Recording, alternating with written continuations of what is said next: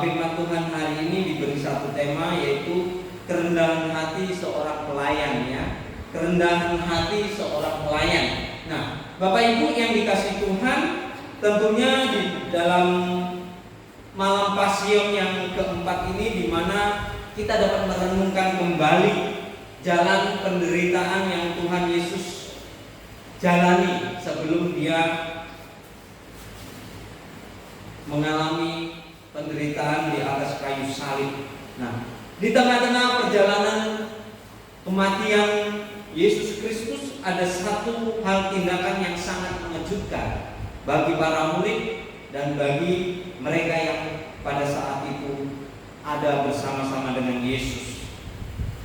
Yesus membasuh kaki murid-muridnya, padahal dalam budaya orang Yahudi, Bapak Ibu yang dikasihi Tuhan, saat itu bahwa membasuh kaki adalah pekerjaan hamba yang paling rendah, hamba yang paling hina, ya. Nah, namun Bapak Ibu yang dikasihi Tuhan, ini justru Yesus sendiri yang mempraktekkan di dalam kehidupan Yesus Kristus bersama murid-muridnya. Artinya Bapak Ibu, bahwa disitulah kita melihat bagaimana hati Tuhan yang mau menjadi seorang hamba yang melayani murid-muridnya. Kalau kita melihat Bapak Ibu yang dikasihi Tuhan, ayat yang pertama, bahwa kasih yang tetap setia bahkan sampai akhir. Kenapa Bapak Ibu dikatakan demikian? Bahwa Yesus mengatakan Ia mengasihi mereka sampai pada kesudahannya. Yaitu Bapak Ibu, Yesus tahu Ia akan disalibkan, Ia akan dikhianati, bahkan Ia akan ditinggalkan oleh para muridnya. Namun Bapak Ibu yang dikasihi Tuhan, Yesus tetap mengasihi murid-muridnya, bahkan dengan kerendahan hatinya. Dimulai dari kasih yang tulus, bukan dari posisi atau jabatan daripada Yesus Kristus sebagai Tuhan, tetapi Dia mengasihi murid-muridnya. Bapak Ibu yang dikasihi Tuhan, tentunya seringkali dalam kehidupan kita hanya mau melayani Bapak Ibu jika kita itu dihargai, jika kita itu dihormati, jika kita itu diperlakukan dengan baik, baru kita dapat melayani dengan tulus. Tetapi Bapak Ibu yang dikasihi Tuhan, bagaimana Tuhan Yesus ini mengajarkan kepada kita sebuah praktek pelayanan yang tidak biasa-biasa, tetapi ini luar biasa, yaitu bagaimana Yesus memberikan kasih yang sejati dan melayani murid-muridnya, bahkan saat Dia disakiti, saat Dia mulai dikhianati. Nah, yang kedua Bapak Ibu yang dikasihi Tuhan, kita dapat melihat di ayat yang ke-4 sampai yang ke-5, bahwa di sini kita dapat melihat Tuhan Yesus yang menanggalkan kemuliaannya. Artinya Bapak Ibu yang dikasihi Tuhan, Ia bangun menanggalkan jubahnya, lalu memulai membasuh kaki murid-muridnya. Artinya Bapak Ibu yang dikasihi Tuhan, bahwa suatu tindakan yang sangat simbolis yang dilakukan oleh Yesus Kristus, menanggalkan jubah sama dengan halnya meninggalkan kemuliaan Kristus. Mengambil handuk, mengambil posisi seorang hamba, membasuh kaki sama dengan melayani yang paling rendah. Nah, ini adalah gambaran hidup Yesus Kristus di dalam dunia. Bahkan dari surga turun ke dalam dunia, dari raja menjadi hamba, dari mulia menjadi yang hina. Inilah Yesus Kristus. Kerendahan hati Yesus Kristus ini menunjukkan bahwa dia mengasihi murid-muridnya dan juga kepada kita. Bapak Ibu yang dikasihi Tuhan, kerendahan hati Yesus adalah bagaimana dia rela untuk turun, bukan naik, tetapi dia rela turun ke dalam dunia, rela untuk melayani manusia, bukan dilayani.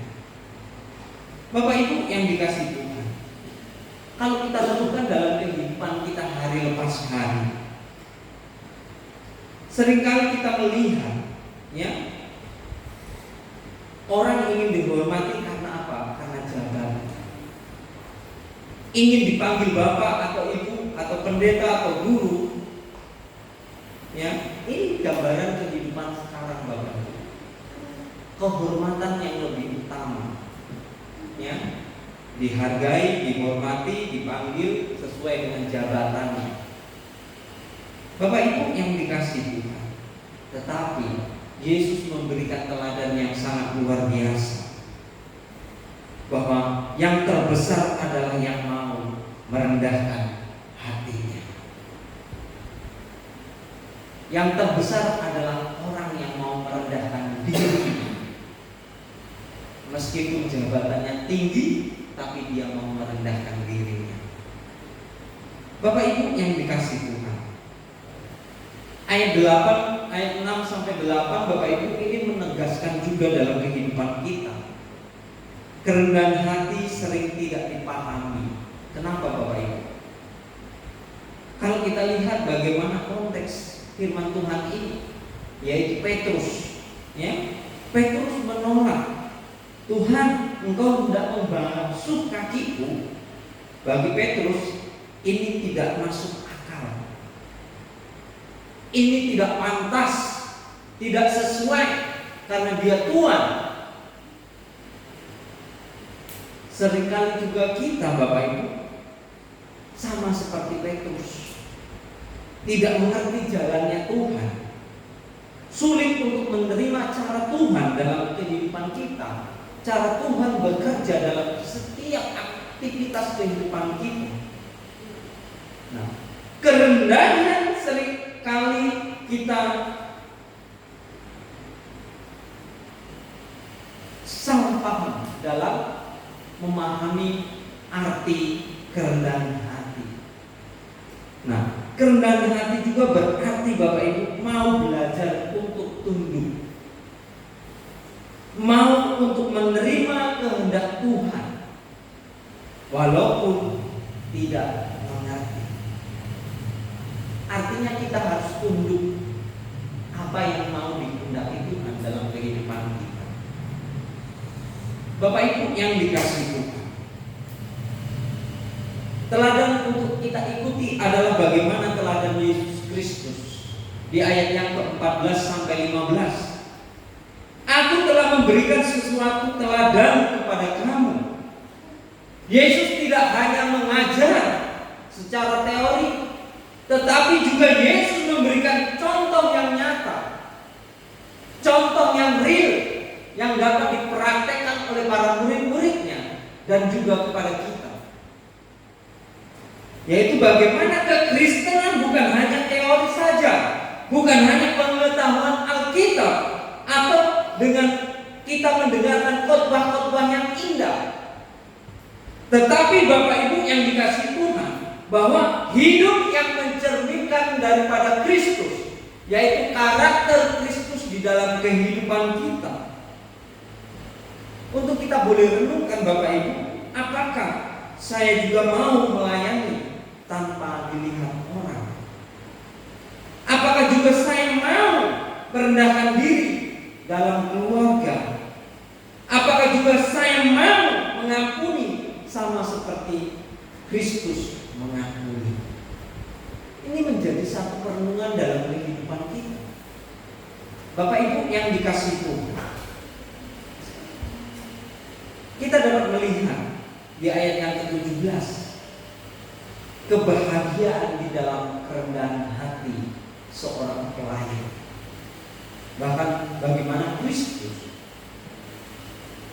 Jikalau kamu tahu semuanya ini, maka berbahagialah kamu jika kamu melakukannya.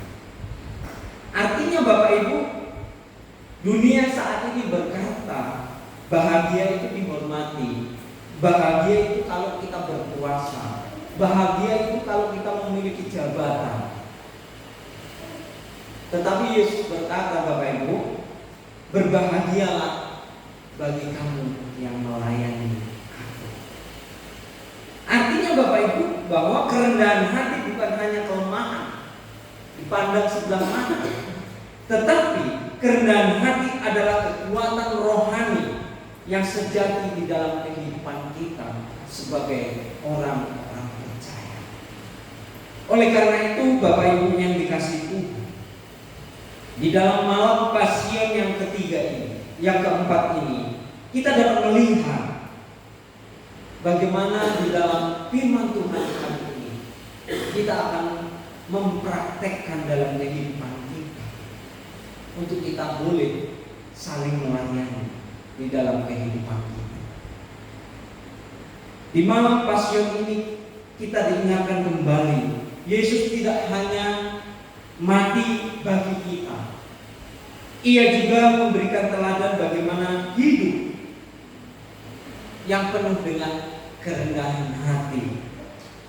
Kerendahan hati seorang pelayan itu berarti Bapak Ibu mengasihi sampai akhir, rela merendahkan dirinya, taat apa pada kehendak Allah, dan menjadi teladan dalam pelayanan di dalam dunia ini. Oleh karena itu Bapak Ibu, di malam ini saya mengajak kepada kita, mari layanilah keluarga dengan tulus.